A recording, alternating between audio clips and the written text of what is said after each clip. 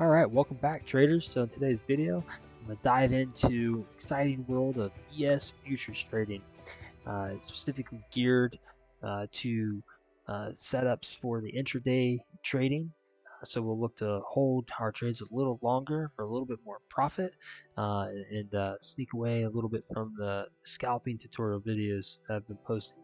So get ready to enhance your ES futures trading skills, and we'll identify some high probability trading opportunities for tomorrow. All right, let's get started.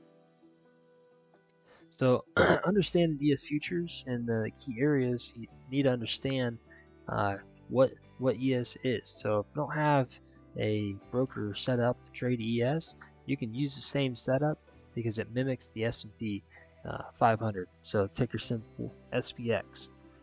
So key areas that refer to significant price levels, such as support, resistance, are all very, very important because it helps us identify where we think liquidity would be in the market and potential price movements to those areas. So the first thing we'll do is identify those areas of support and resistance. I specifically trade supply and demand. I'll mark them up on using a higher time frame and work my way down to analyzing historical price action and the data that's given to us to give me a little better areas where I think we can pinpoint a swings on the market and take prices at a smaller time frame. All right, so first thing I have here is price on a one-day chart, kind of get an overall consensus of market direction. And we can clearly see markets making higher highs, higher lows, continue to move up to specific zones that we created here August of last year. So first thing I'll do is I'm just going to highlight some of these levels as they will play a key component to our trading here as price starts to move up to it. So I for a day, maybe the week time frame, depending on how long you want to trade and swing some of these positions, will also play in a factor on what frame you're marking up. So for me, if I'm doing an intraday trade, I like to see on a day chart basically the high and its low, and in a narrower frame. So if I'm only trading or intraday trading this thing, I really don't think price is going to drop down this far one day. As you can see, the average true range on this one specifically for your daily markup. So the first thing I'm going to do, following the high and low here, take another one here, mark up this key level, and then drop down to the 4-hour time frame and mark up some supply and demand levels. So we'll have to go back in time a little bit to identify some key levels of supply first. So for smart money trading, it's essentially the first, for the supply, it's the first green candle before we have a substantial down move that breaks structure, and in this case breaks structure to the downside. So what I'll do is I'm going to mark up this key zone here, 4-hour, extend this one off to the right, and just label this my demand level. So another thing I want to mark up is just to identify this as a 4-hour zone. So we'll get one more here. Just gonna pull it over. Now this is going to be a little bit different because on the first example we talked through, it's the first green candle before the down. Technically, the definition of the order block is the first couple candles that make up that order block before the move down break structure. So this whole thing would be considered the 4-hour order block.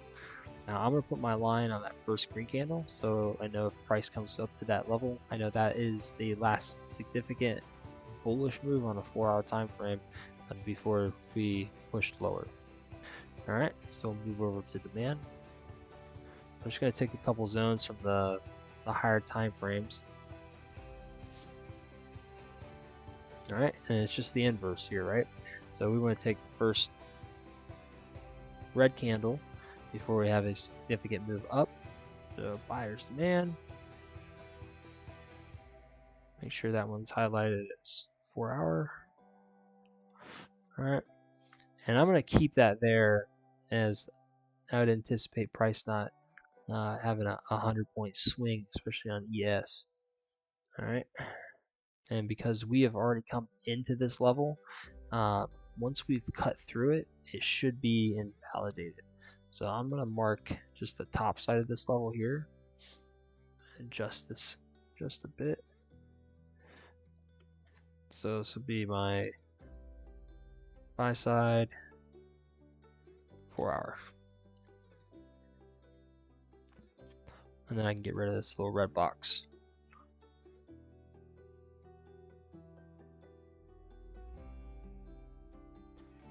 And I'll get rid of that one too, because we've kind of broken through it. Alright, so next thing I like to do is drop it down. I'm just going to do half. So I'll drop down into a 2 hour time frame and then identify basically the same thing. So there's really no change from this 4 hour gap. So we can adjust this and even add into it. It provides a little bit more strength to our trading if we do pull back, 100 points to it in the next couple of days. So we'll scroll back over, find some additional resistance. We're not really going to find anything. It's all that this 4 hour, the buy side 4 hour zone here. There is, obviously it's proven that's an area where sellers are going to hold. So be the third time that we've tested this and haven't broke it. So maybe the fourth time is the charm. Maybe move higher, following the overall day trend. Had a decent pullback. All right. So 2 hours. So now we'll switch down to the 1 hour and do the same thing. So I'm gonna look first here for the 1 hour order block. I'm gonna take this level here. So we have change. Go. So what I'm gonna do is I'm gonna take this level here. This becomes break of structure.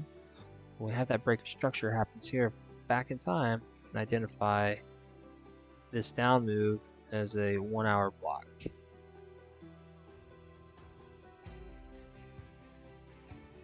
Alright, so we have a 1 hour block there. We really don't have anything outside this 4 hour zone, so we'll keep it there. Alright, drop down to 30-minute and identify same thing. So zoom in here a little bit on this side. See, we have a 30-minute zone created here.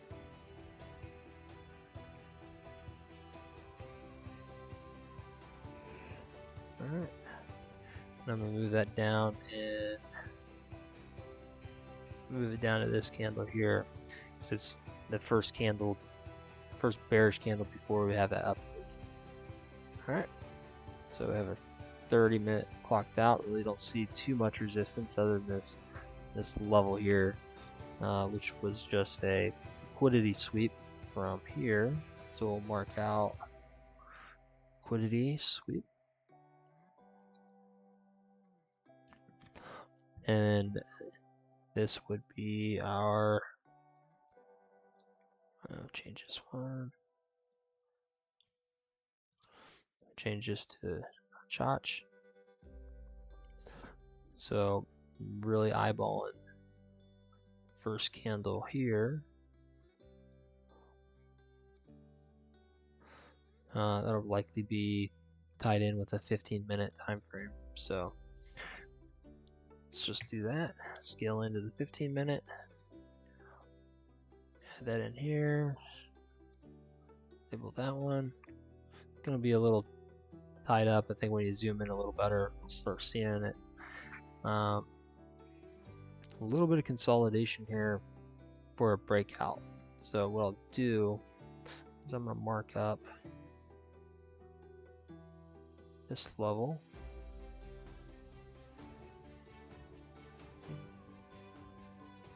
Alright, so 15 minutes. Now the beauty of using supply and demand is this works works both on futures, works on, seen it work on crypto, seen it work on any equity, forex. So whatever your choice of trade instrument is, you're going to see a lot of that. A lot of these strategies work pretty well. So I'm not going to go 7.5 minutes. I'll move down into a let's go 10 minute. So we can find something just on a little bit smaller of a time frame. All right. So what we'll end up having is we had a strong, we'll call it here.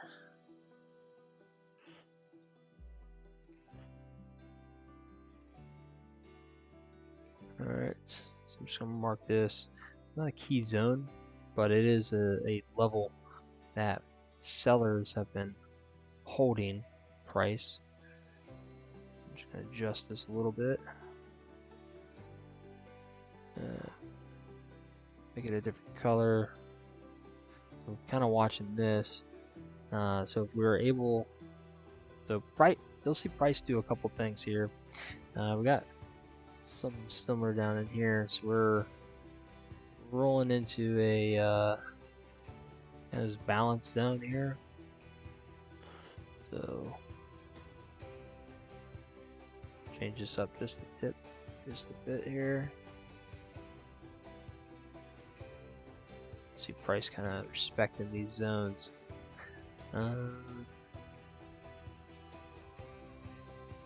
Just narrow these down just a bit. Let's throw on a smaller time frame. So last level, 5 minutes, right?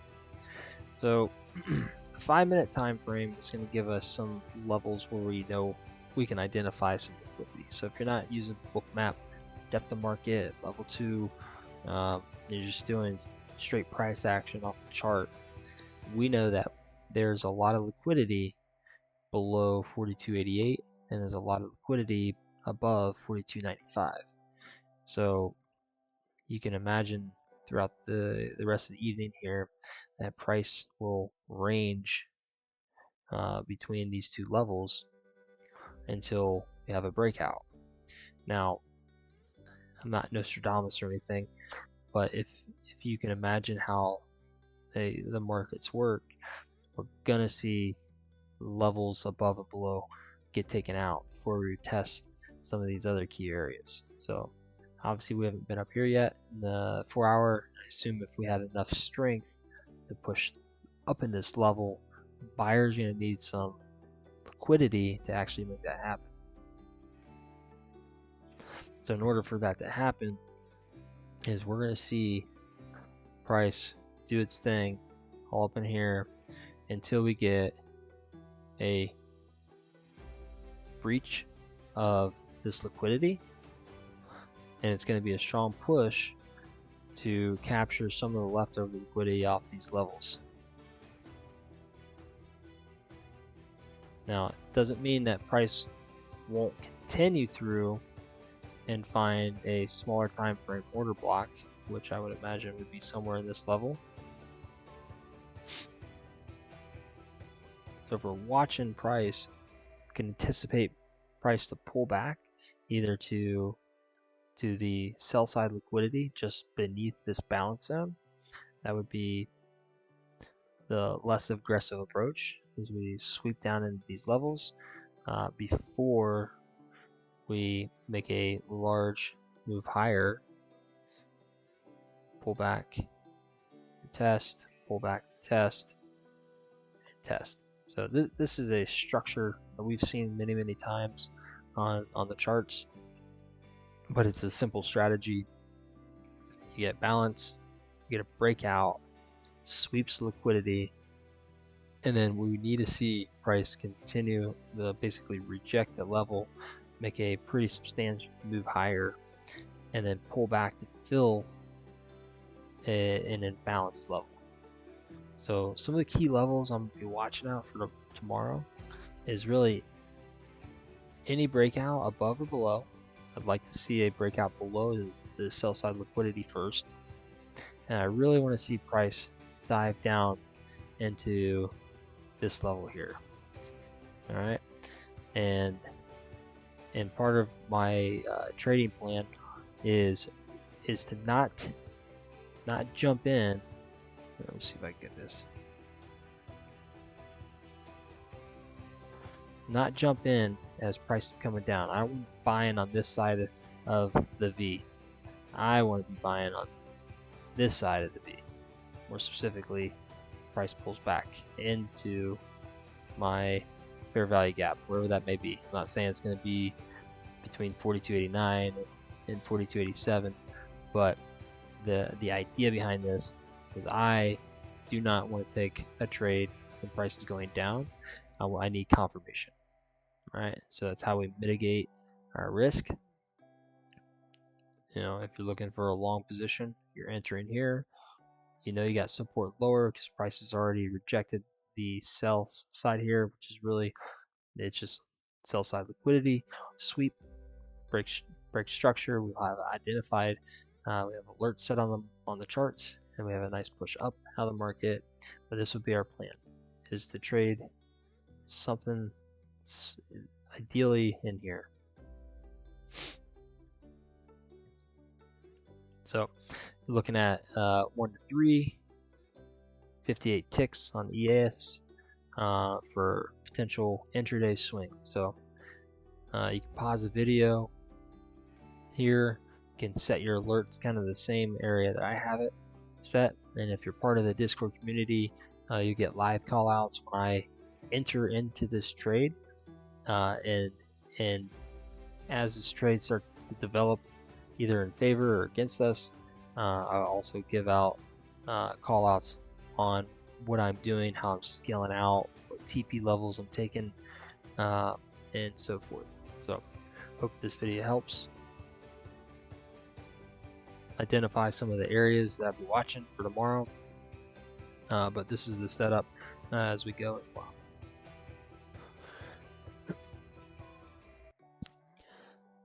All right, just want to add a couple more things to the chart here just to validate potential entry here. Again, as I have drawn out my fib extension here and really looking for price to pull back into a discounted zone, we would need to see it break through this balance zone, sweep through pretty much the majority of the liquidity below it, and then watching how price would react off a potential bounce. Now, we could see price continue to dive down, and this is going to be a later setup, but the more data we have, the better our trades are going to be. So depending on how the price action tomorrow looks, I will look to enter some of these long positions if price does indeed pull back. If we see a spike higher without it pulling down into this sell side liquidity, then I'm just going to inverse my position and just react off what the market's giving me. So if we sweep through the buy side liquidity, create some imbalances, it moves down, we sweep lower, but then it's going to change my perspective on the intraday trade going into tomorrow. So remember, risk management, trade execution, all very essential, especially when trading futures. We have our stop losses set in. We know when we're taking the trade, and we're considering the position size based on what our tolerance is and how we are managing our portfolios, as they're all different, which I will do in more depth in our Discord. All right, so this is going to conclude the tutorial on marking up ES for potential intraday trade tomorrow. Explored identifying supply and demand levels on the charts, predicting some of the some positions that we can take some entries on, and then also in placing some areas where we take profit as well as cut the trade if it goes against us. So if you found this tutorial helpful, please give it a thumbs up. and subscribe to the channel, and urge you to join the community. Just connect with like-minded traders. Remember, practice, refine your approach, stay disciplined in your trading, and good luck.